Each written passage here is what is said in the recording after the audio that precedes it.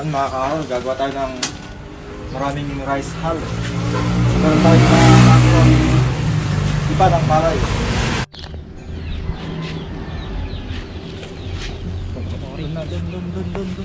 Dun. Sakini.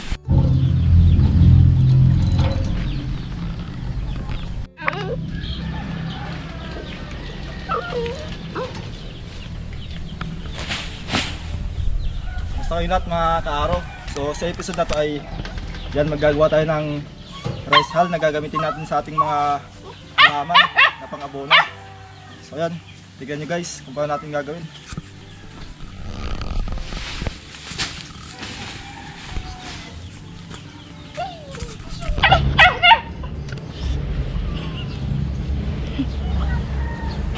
So guys,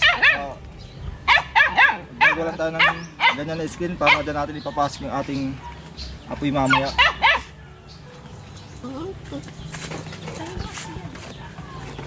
Maganda tong result guys sa sa halaman kasi yan maraming makukumpok yung ating halaman diyan.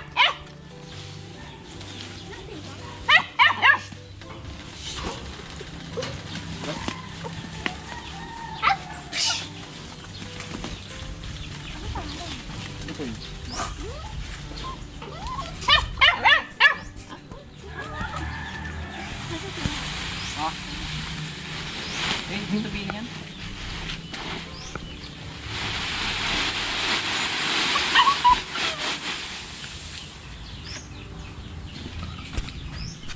Meron pa tayo Lawrence ay?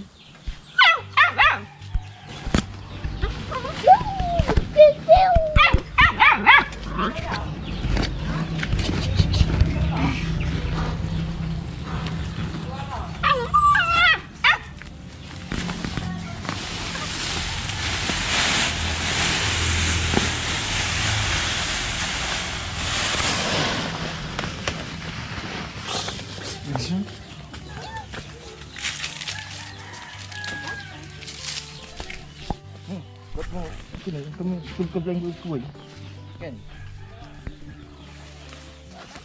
So ayusin lang natin yung ating skin guys kasi yan mga lupi.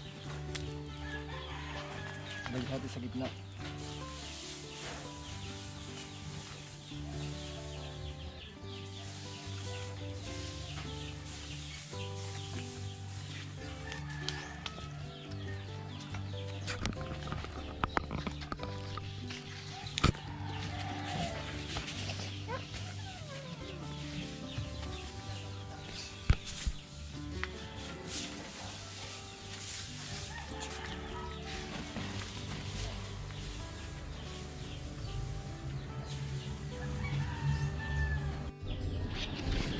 So ito guys, sa tansya ko dito ay aabutin siguro ito ng mga 4 na oras bago mauling lahat. Depende na rin sa dami ng kung gaano siya katagal matapos. So gumamit tayo ng 2 sako ng ipa ng palay na ating gagamitin sa ating mga pananim.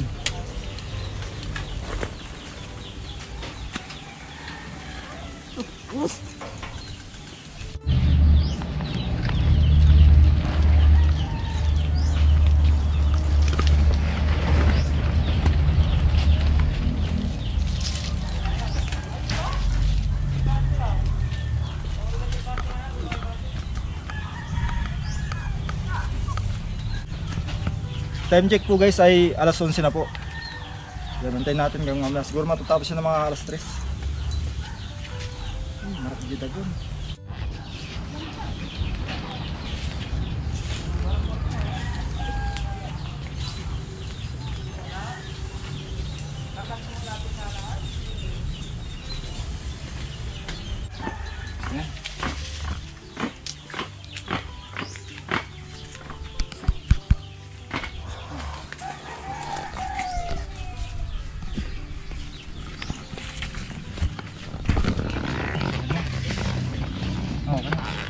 Butoy.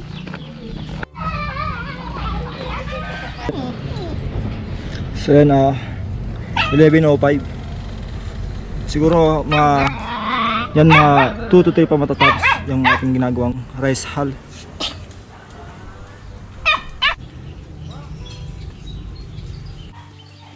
Ayan mga kaaro, alauna na.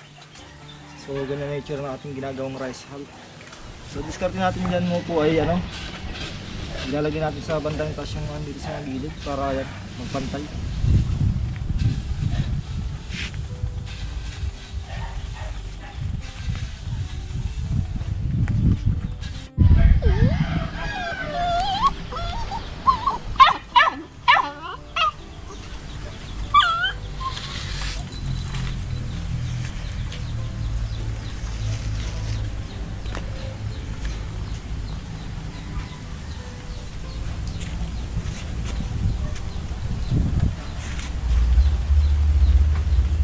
Ayun mga kaaro ay alas 2 na.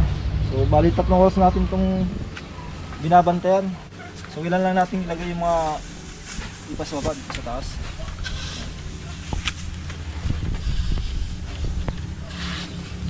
Ilan natin ganyan.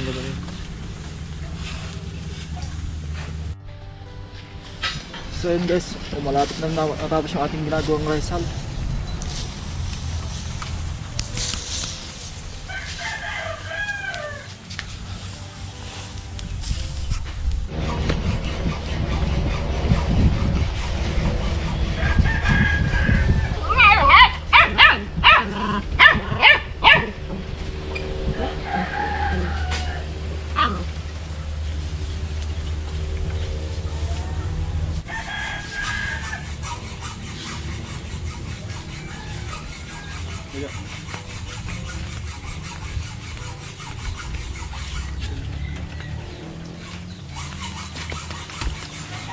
Sige, kelamatan.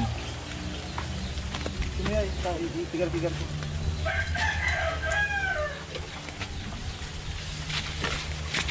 Kita.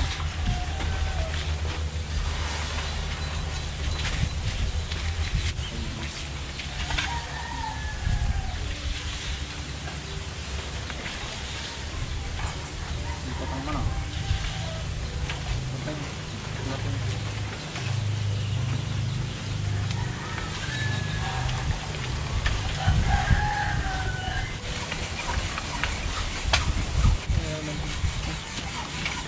Ang putang.